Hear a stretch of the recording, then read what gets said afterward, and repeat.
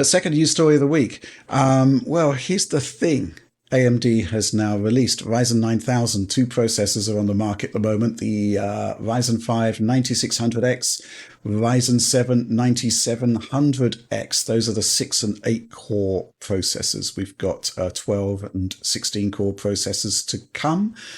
We reviewed it on Eurogamer. We're still in this kind of weird situation at the moment where we do want to do CPU reviews for the video side. It's just a logistical thing. Our benchmarking system is going through changes at the moment as well, but we are going to get there. But looking at the reviews, there's basically, there is the sense that, massive performance gains are just not there. And a lot of people are calling into question the value of the product against discounted Ryzen 7000. I think the other big headline is that the 9700X is nowhere near the 7800X3D, which is still the gaming champion. Alex, thoughts on this one? It's kind of like, I don't know, people were going into this almost expecting the worst. There's the the Zen 5% meme, which is they're only expecting 5% gains, which kind of has sort of happened. Yeah, it's kind of there. I thought that was a really funny joke. But here I am slightly reminded of the previous non-3D launch as well too, where AMD having their previous 5800X 3D on the market at at great prices. I would say on an established line of boards where you didn't require an upgrade. Kind of made the upgrade path and or buying path for, I would say, most potential consumers that weren't switching from Intel confused and or not worth it. So here I see a similar case where unless you are really do not want to wait or spend the additional money to get the X3D part, I almost feel like you're fine sticking with your current platform if it is the previous generation. But if you're going back to the generation before that, the 5000 series, I feel like there is still like an upgrade path for you there, but it would require you getting a new board. And in that case, if you're going to be going to this new AM5 board already, why not the 7800X3D? Unless really you just want the new board and the new potentials offered by greater PCIe 5 support, any of the other, I don't know, slightly nicer things that those boards offer. But really, I feel like it's not going to be convincing many users unless you're switching from Intel. And in that case, just get the 3D, the X3D. I always wonder, though, what the purpose of these things are ever since X3D came out. Like the higher end, like this 9700, it really feels like the 7800, the 3D parts always eat their lunch. They drink their milkshake. Like there's almost no reason for these CPUs to be there. It's weird. They eat their lunch. They drink their milkshake. Yeah. They date your girlfriend. Yeah. I mean, the list goes on. Yeah. I'm looking at Will's benchmarks for the review he did for those parts, and there's a couple of takeaways. First of all, we've included there the Ryzen 5 3600X, which is essentially the 3600, which you use a lot in your PC reviews, Alex, and rightly so, because it's a classic processor that's sold like bajillions. I mean, you are looking at properly decent gains if you upgrade to basically anything that's modern. But yeah, I'm looking at the 5800X 3D, which is a drop-in replacement for the 3600. And, you're getting like 50% extra performance. And we've actually seen instances where it's doubled performance. I think going back to like The Last of Us Part 1, stuff like that. And yes, I mean, it's up there with the 7600X. And in turn, the 9600X is typically, 10, 15, maybe a bit higher % faster. So, I still think the 5800X3D is just a fantastic processor. And there's not actually that much in the way of appreciable gains unless you go to the 7800X3D. And it's leaving all of these chips, from a gaming perspective, that is, in a bit of a no man's land. Oliver, I'm curious about your take on this whole thing, because the discourse has been quite alarmingly toxic in some cases. Yeah, I think overall it's probably not the upgrade that a lot of people were hoping for, because AMD was quoting like a 16% performance bump, I believe, based on their own benchmarks. And it's true that probably if you give it a lot of workloads that use AVX 512, the performance boost there can be massive, obviously, 30%, 40% I've seen. But in representative gaming and compute workloads, it's often like a single-digit percent, sometimes low single digits, relative to the 7700X. Sometimes it's actually a performance regression in some games, which is bizarre. But it's consuming a lot less power, sometimes like 40% less power. It's quite something. The TDP is 65 watts. It's often consuming like 80 watts in intense workloads. It's quite impressive. But I did watch a video by the famous German overclocker Derbauer, where he basically ran through the usual suite of benchmarks, and the performance wasn't that impressive. But at the end of the video, he just did the simple thing of turning PBO on. And that seemed to buy him about an extra 20% of performance for about 100% more power, so doubling the power. In some heavily multi-threaded workloads like Cinebench R23, he was getting like 20% higher performance, which is something you can't do with a Ryzen 7700X. You won't get a performance boost to that degree. And that could indeed be compelling. Now, in games, that's not really applicable because you aren't really hitting the issue where you end up with multi-core clocks that are way lower than 5.4 gigahertz, I think is the maximum. You're getting like clocks in the 4.4, 4.5 gigahertz range only when you're really loading it down with really heavily multi-threaded workloads like Cinebench. To answer Alex's question, who is the market for this processor? I think it's probably people who are interested in a mix of gaming and non-gaming workloads, or predominantly non-gaming workloads, who don't see the value in the X3D processors, and indeed might see a performance regression because those processors are not historically clocked very high, right? So that might not be the best if you're doing video editing, for instance, or if you're doing general compute, it might not be so good for you. So I think that's probably the market for these processors, but for everyone else, I'd say, the 7800X3D is a fantastic processor. I'm sure a hypothetical 9800X3D will be a fantastic processor, even better. So I would definitely look at those processors above the non-X3D parts, because they do clown on them a bit, as you said. Like, do they mug you off? Yeah, we're just full of great phrases today. I'm looking at the flight simulator benchmarks that Will put together, and I find them hilarious because you've got fantastic CPU architectures. You put so much effort into like optimizing, improving performance from your CPU architecture. And I'm looking at this, and like the 5800X3D is monstering basically everything up to the 14700K. And it's only really beaten by the 14700K and the 7800X3D. And Alex, it says to me that, sometimes in gaming, there's just some really bad memory access being done by particular games. Titles. Yeah, we see that every single time. So I remember when X3D came out, everyone was just like, whoa, look at these performance gains. And on the flip side of that, I was always thinking like, wow, these games are really not doing good things with your memory. I just kept thinking like, oh, they're not really cache optimized games. For good or bad, obviously.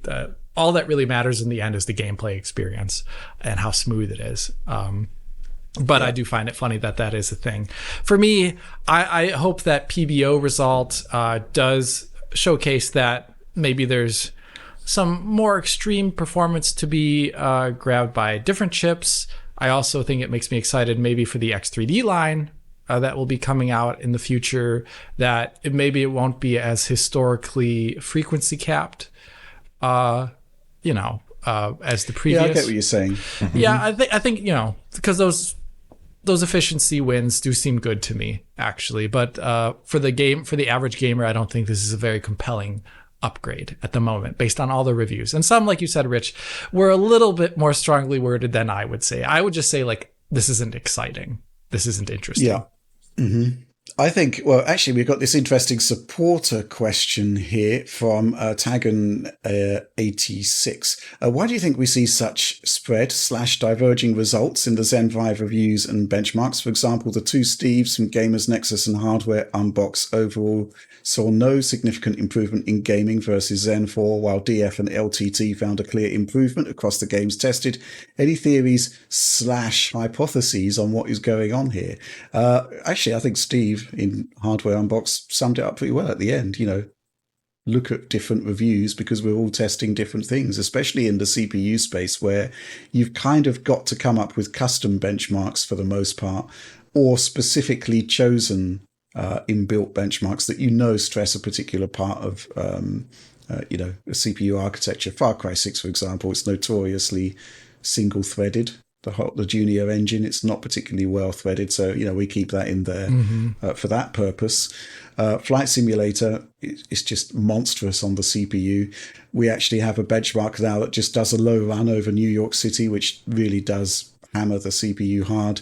Cyberpunk Cherry Blossom Marketplace, you run around that at speed, and the performance. We get CPU limited performance on a 4090 at 4K Ultra RT, albeit with DLSS performance mode. But the point is that these are like real world gaming scenarios where even with a 4090 you can have CPU limited scenarios at 4K.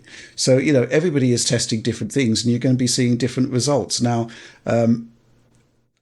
this kind of takes me back to why I've not done a video CPU review for some time, because we're cherry picking individual parts of a particular game, but is it actually representative of your entire experience? We're sort of doing things at the moment like automating benchmarks to reduce the time going into that. But what I would really be curious to do at some point is just like choose a particular game that has issues, Last of Us Part 1, for example, going back in the day, and just do a complete run through of a few levels, and just test the CPU there against its closest competitor to see what happens there. 9700X versus 7700X could be quite interesting there. Give you like a more holistic view of what's happening there, because ultimately when you're benchmarking, you are choosing a very specific area, and it can never be fully representative of the game. But we choose it because it's hammering the CPU effectively. It sort of manufactures sort of results that show under stress conditions what the differences are.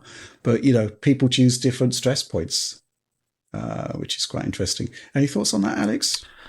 Not really. I do like the idea though of us alongside a CPU review that is more automated and geared toward a general audience looking for buying.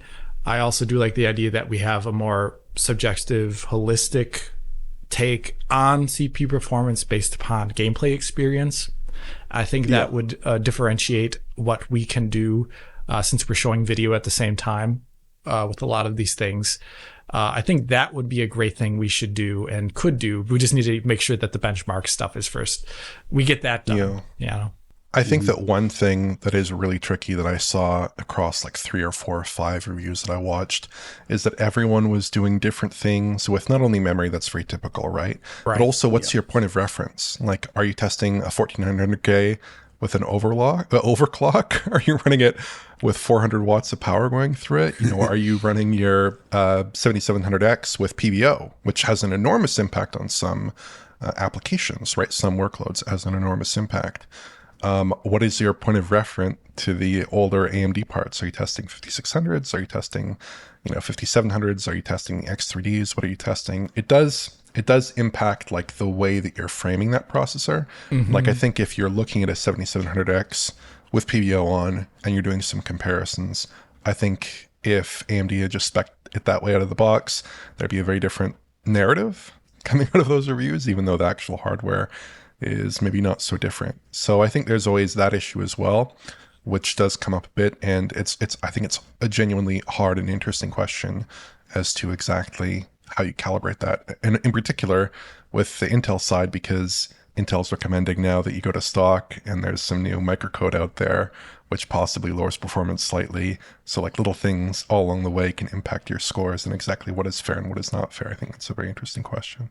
Yeah, in terms of the overall bump going from Ryzen 7000 to 9000, I think, basically 7000 transitioned from DDR4 to DDR5, which inherently gives you quite a decent performance bump. Right. You can see it when we benchmark 13900K, 14900K on DDR4 versus DDR5. So, if you have like a fairly average DDR4 kit and you get, an average, slightly above average DDR5 kit, that same processor can actually produce, something like 10, 15, sometimes even higher percentage point boosts in CPU performance, even though it's the same CPU running at the same clock speeds. So they don't have that bump this time, AMD. They've gone from DDR5 to DDR5. And in fact, they're recommending that you use the exact same RAM that 7000 was recommended with, which is, I think, DDR5 6000. We used CL30 there, CAS30. Yeah. So, that bump that they had moving just to a new platform with a different memory setup obviously isn't there going from 7000 to 9000. This one's going to continue to rumble, I think, because we've got the 12 and 16 core parts to come, which I'm really looking forward to seeing. I'm also really looking forward to seeing nice price drops on the 7000 parts because, it looks as though you could get some proper bargains there if you're talking about relative price versus performance. And obviously, we've got Intel stuff happening soon. I should say that our review was, we're kind of migrating to automated benchmarks at the moment. So we didn't have all of the games we wanted to integrate. There's some ones missing there that we want to add. Starfield, obviously, Aquila, we've automated that now. We want to do Baldur's Gate 3, which is monstrously hard in Act 3, as we all know. And the Dragon's Dogma 2 City Run, which is, ugly. interesting. Yeah.